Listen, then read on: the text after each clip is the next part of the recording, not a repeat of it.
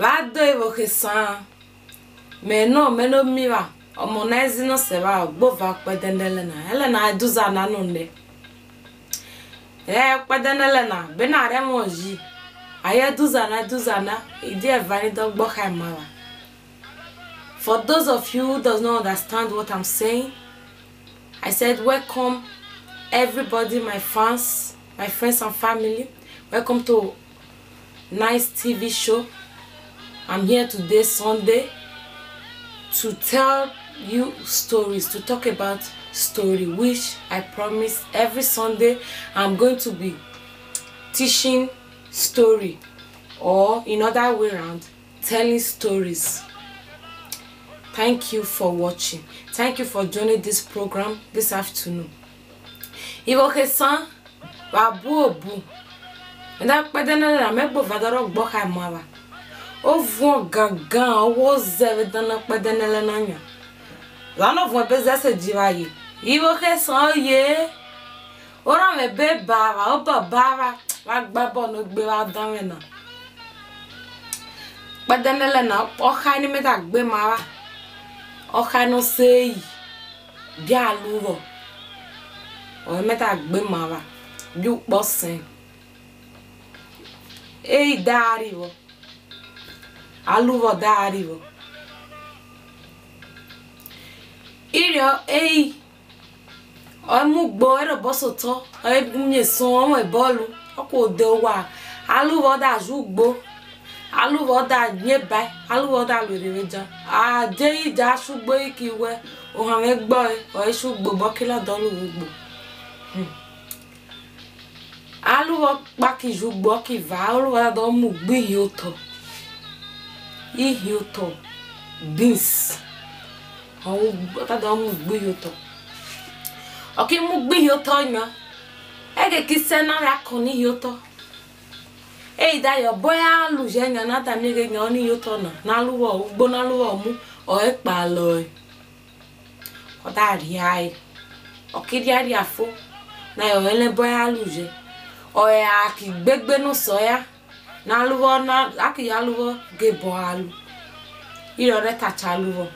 ta ya aluwo obo tama ede o ediju iro aluwo re yo hi we not va como kutu june mo kwa ta yo ire obo ta ge de no so egba o ta ya aluwo bo ono boyo o ya ju no mui galon avi galon morukpa amui udewe eve o anemagi moavi ri on nevi keke neasi o amui pot natare no ri roto aluwo dayo ora no ju obele baveli o yere obotai no mere ale bashan wugeli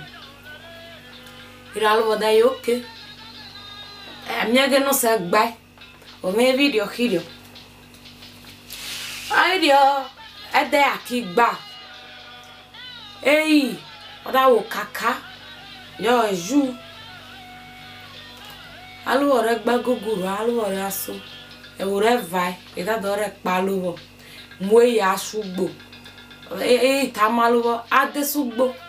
o adaroto ire doro to adesugbo alu da vie ashuwa o ye modo bikilo da pa no si dire o kesan aneina ai wa khere gbofo o kai re pa no si dire ki pa no yan wa gbona bo aluwo ye won ade e ba mugbo ge o pe gba o da le ba o da yo ya pa ki lo ne ba na fo o ki re won re ju aluwo bikilo dari ta do ri yoto da koni yoto to da vun ora koni yoto da ri yoto he ta wo ka wo li yoto me ta wo loy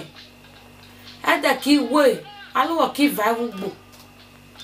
aluwo kere yoto no so e fo ugbo aluwo re avie aluwo re lovo eyo dudu kene eyo dudu kene egene irari wagbon dudu kene amebe kono iyoto dudu kene egene ire yufonya dudu kene agbonda kono iyoto dudu kene dahu alubora swilo alubora shuwa alubora we asasun o eti do vai no do fare ora na kono iyoto da edeno zevakire alubora vai asasun ota yo edi do baba do fare ora na do kono iyoto o ki va na asasun ni dahu ebo tarewe o ki va da mo gbo okigbo sisi onidi oda gbore loro eyo dudu kene eyo dudu kene egene irari wagbon dudu kene amebe kono iyo to dudu kene kido yufonya dudu kene amebe kono iyo to dudu kene ire mu po grohun ire re loro uru ne use wo gesan daiwe alumo dudu kene alumo dudu kene egene irari wagbon dudu kene aluwa bare bane ile dudu kene kido yufonya dudu kene aluwa davie mai dudu kene alubora ederame borame alubo vun alubo da o emielimi alubora negbe era alubora do negbe do suwa do tami wo kan so o emielimi asono ze akire dagbo pipoti ane poti dagbare o gbe pepper soup vujere wo to da wo fun era moni pepper soup oda muhe da hon oposen oruru hiohio osen cricket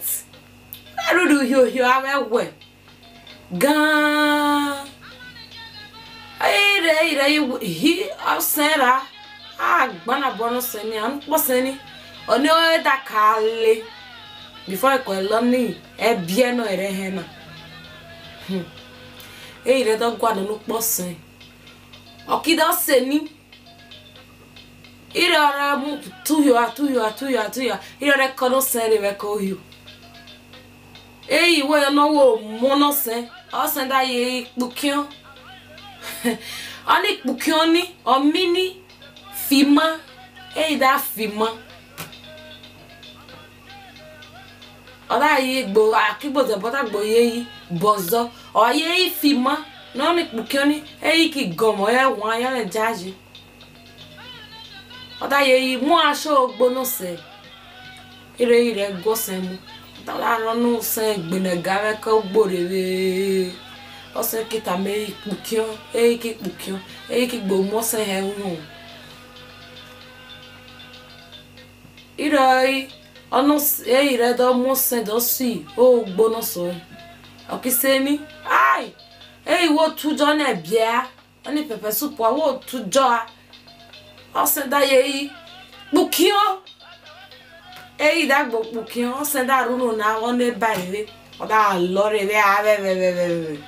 okilofo o da ye bozo da botagbe oda ye oya de wa no gbonu se na mo asu wa no se dagboro gbenega ki mo fifie we de o ki ye vai ki mo meje iva mo fie da ria oda yo boy ki dare mo no se na nya shi so o tamaluwo o eju akilu knife boy ki da tije rescue waye o di yo elimi vai ire mose mosha alu oda ye ju eda mi na mure we no yo nya weju alu oda gbovie rose cafe alu oda gbovie rose cafe o ye le ba ufa mi kifwa e agbaha oloi e kinyema oloi e kinyize oloi ebe akire nyere veja bose kilo ire ebi aluwo ire gbo ebi aluwo re plan aluwo data ma wa fo o naluwo di ko gbegbera o ya ko nira wa wo mono sere o ko mu fifi o kera e da ya aluwo to satona ire aluwo gene dore kwera goy onira da nyo onira da va jo ire moi ose ota gbo mo o ekivo ire ta mo se ma dosi eji aluwo da to eku gbo ire ono se regene ye mo o da mo gbo da mo shan kwoze moze sionera